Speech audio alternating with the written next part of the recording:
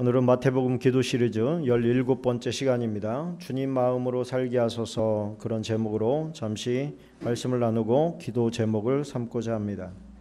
주님 마음으로 살게 하소서. 오늘 본문에 보면 참 인간의 그 욕망이 가장 사랑해야 될 가족 관계, 그리고 모녀지간도 사단적으로 그렇게 이용하고 자기의 원하는 것을 이루기 위해서 그 뭣도 모르는 그 자녀를 살인자로 만드는, 살인을 요구하는 자로 만드는 끔찍한 그런 사건을 우리가 목도하게 됩니다. 오늘 나오는 사람들을 보면 다 이용해 먹으려고만 하죠. 다 이용해 먹고 사람들 눈치 봐가면서 저 사람이 나를 어떻게 볼까? 이렇게 하면 저 사람이 좋아할까? 싫어할까? 그리고 비난받고 욕먹을 것은 굉장히 두려워하면서도 자신의 삶은 바꾸지 않는 그런 헤롯의 그런 비겁한 행동들 우리가 목도하게 됩니다. 헤로디아를 정말 끔찍하게 생각하고 어떻게 이런 엄마가 있을 수가 있느냐. 딸의 재능을 이용해서 자기가 원하는 것을 이루어내는 정말 악하고 못된 여자다 이렇게 생각을 하지만 실상 들어가 보면 우리의 마음속도 연약한 자들, 우리가 뭐 이렇게 저렇게 하면 제가 이렇게 저렇게 나를 도와줄 거다, 뭐 이렇게 머리를 써가면서 앞뒤 죄가면서 내 이익이 될 것 같으면 가까이 하고 내게 이익이 안 될 것 같으면 가차없이 버려버리는 그런 세상 가운데 우리가 살고 있고, 우리도 은연중에 그런 인생을 살고 있습니다. 저 사람이 나에게 도움이 될 것 같고 이익이 될 것 같으면 가까이 지내지요. 그러나 내가 저 사람과 가까이 있음으로 말미암아서 피해를 당할 것 같고 손해볼 것 같으면 언제 그랬냐는 듯이 또 정을 떼어버리는 것이 이 세상입니다. 우리의 모습도 다르지 않지요. 우리가 이용을 해서도 안 되지만 사실은 이 헤로디아의 딸을 역사적으로 이제 살로메 그 여자의 아이의 이름이 성경에 나오지 않아요. 근데 보면은 유대 전승에 보면은 그 여자 아이의 이름은 살로메였는데 엄마한테 이용당하는 거죠. 그게 어떤 의미인지도 제대로 알지 못했던 그런 나이였던 것 같습니다. 근데 그 춤이 아주 이제 아버지의 마음을 막 이렇게 흔들어 놨죠. 취기도 있고 몹시 기분도 좋고, 그 안에서 그거 뭐 세례 요한의 목을 달라고 춤을 췄겠습니까? 그냥 기쁜 마음에 춘 거예요. 그런데 그 아버지가 책임지지도 못할 말을 하죠. 네가 원하는 게 뭐냐? 아버지 기분이 좋다. 다른 본문에 보면 네가 나라의 절반을 달라고 해도 내가 줄게. 이렇게 호언장담합니다. 그럴 능력이 있나요? 그 아이가 그런 걸 요구하지는 당연히 않을 거라고 생각을 하는 거죠. 어린아이가 뭘. 그런데 왕이니까, 분봉 왕이니까 뭐든지 다 할 수 있을 거라고 생각을 했는데 건들기 너무 민감한 주제를 들고 나왔습니다. 엄마에게 이용을 당한 거죠. 이용한 사람이 더 나쁜 거예요? 이용을 당한 사람이 더 나쁜 거예요? 둘 다 나쁜 거예요. 그렇죠? 그래서 성경에는 비둘기처럼 순결해야 됩니다. 그러나 뱀처럼 지혜로워야 됩니다. 그래서 저 사람이 의도를 가지고 나에게 접근을 하는지 그거를 파악할 수 있도록 성령께서 지혜를 주셔야 돼요. 우리가 그런 지혜도 구해야 될 줄로 믿습니다. 물론 저 사람이 나에게 의도를 가지고 왔어도 내가 사랑이 더 커서 네가 그런 의도로 나에게 왔다는 걸 알아. 그러나 내가 너에게 사랑을 베풀어주고 싶고 또 선을 베풀어주고 싶다. 이런 마음이라면 상처받지 않지요. 그가 그렇게 하고 이용 가치가 떨어졌다. 그래가지고 배신하고 떠날지언정 상처받지 않지요. 원래 사람이란 그런 거지. 그러고 넘어갈 수 있는 크기가 된 것입니다. 그러나 그거 감지를 못하고 있다가 참 다 나를 배신해 이렇게 상처받고 주저앉을 것 같으면 그런 지혜가 없는 스스로를 탓해야 됩니다. 사람들을 속이고 빼앗고 이렇게 하는 것을 내가 원망할 게 아니라 그거를 내가 분별하지 못한 나를 책망하는 것이 성경적입니다. 그래야 희망이 있습니다. 저 사람을 비난하면 희망이 없는 거예요. 예수님처럼 제가 나를 팔 줄 알아요. 베드로가 나를 배신할 줄을 알아. 그럼에도 불구하고 그를 품어버려요. 제자들을 사랑하실 때 끝까지 사랑하시는 거죠. 너는 나에게 칼을 꽂을 수 있어. 그러나 나는 그렇게 하지 않을 거다. 너를 끝까지 사랑할 거다. 그게 더 무서운 거 아니겠습니까? 그 사랑의 크기가 비교할 수 없는 것이죠. 우리는 어떤 마음이 되어야 되겠습니까? 그런 마음이 되어야 될 줄로 믿습니다. 사람을 이용해 먹으려고 하는 그런 마음이 제 마음속에 있었습니다. 이게 환경이 사람을 만든다고 그러잖아요. 많은 어려움 가운데 있으면 저 사람이 나를 도와줄 수 있을까? 저 사람이 나를 도와서 함께 할 수 있을까? 그런 생각들을 막 하게 돼요. 저 사람이 우리 교회에 왔으면 좋겠다. 저 사람이 우리 교회에 오면 얼마나 큰 힘이 될까?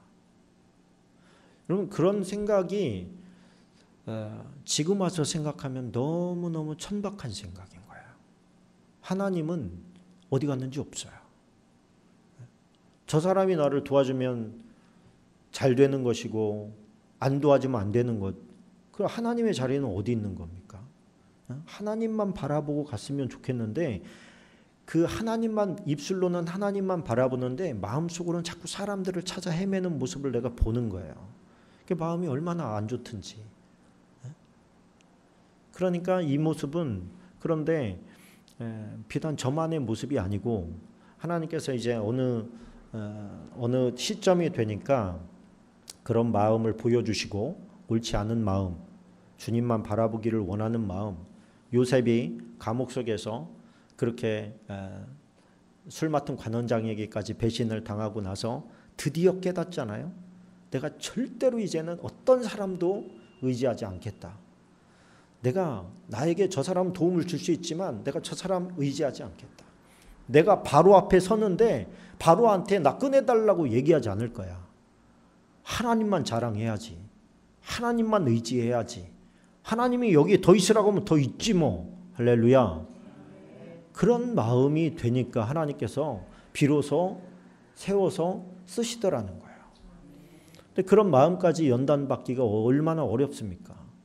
깎여지고 부서지고 깨지고 기대했다가 망가지고, 이것이 계속 반복되다가 어느 순간에 고개를 들어서 십자가를 보는 것이죠. 다 내려놓으셨구나. 아버지께 모든 걸 다 맡기고 내려놓으셨구나. 이걸 깨닫게 되니까 예수님의 수준이 보이는 거죠. 오늘 나온 이 사람들, 예수님께서는 뭐라 그럽니까? 헛된 맹세야. 맹세라는 것 자체를 하지 마라. 너네는 그 맹세를 지킬 만한 힘이 없는 존재들이다. 근데 이 헤롯이 자기는 왕이니까 얼마나 큰 소리 칩니까? 나라의 절반이라도 주마. 근데 이 헤롯이 가장 두려워했던 게 뭐예요? 사람들의 시선이었어요. 여론이었고, 저 사람이 나에게 뭐라고 말할까? 그러니까 사람을 신경 쓰는 사람은, 사람의 말을 하나님의 말씀보다 더 신경 쓰는 사람은 반드시 패망합니다. 사람은요, 하나님과 반대편으로 가요. 하나님 편에 서서 얘기해 준 사람 별로 없습니다.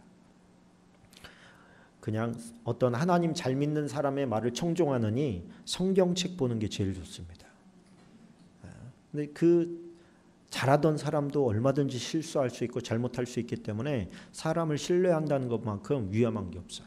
그래서 사랑하되 신뢰하지는 말아야 됩니다. 예수님께서는 사람을 신뢰하지 않았대요. 제자들을 신뢰하지 않았대요. 근데 사랑하셨어요. 다 등들리고 도망칠 그럴 존재들이라는 것을 이미 알고 있는데 거기다가 무슨 희망을 겁니까? 근데 우리는 계속해서 사람에게 희망을 자꾸만 걸려고 하거든요. 자꾸 또 허세, 헤롯의 허세죠. 내가 다 할 수 있어. 뭐 아빠가 못 해주는 게 뭐가 있겠느냐. 그러면서 큰 소리를 칩니다. 말이 앞서가면 또 위험해요. 우리는 믿음의 고백이 있죠. 될 줄로 믿습니다. 그런데 우리의 마음속에 강하게 담대하게 붙잡고 기도하고 그리고 선포는요 하나님 앞에서 해야 될 줄로 믿습니다. 이 뒤에서 또 조정하고 이용해 먹는 헤로디아가 있지요. 이 사람들이 왜 지적을 받은 거예요? 지금 헤롯의 동생, 친동생 이 누굽니까? 빌립의 이게 역사를 보니까 헤롯이 로마로 가는데 이 동생네 집에 한번 들린 거예요. 올라가는 길에. 그랬더니 그 아내가 너무 이쁜 거야. 한눈에 반해버렸어요. 애까지 난 여자인데 한눈에 반해버린 거예요. 그래가지고 근데 이 여자도 보니까 자기 남편보다 이 헤롯은 왕이잖아요. 그러니까 야망이 있었던 여자예요. 그러니까 둘이 눈이 맞아버린 거죠. 그래서 그 당시에는 그런 일이 흔했다고 해요.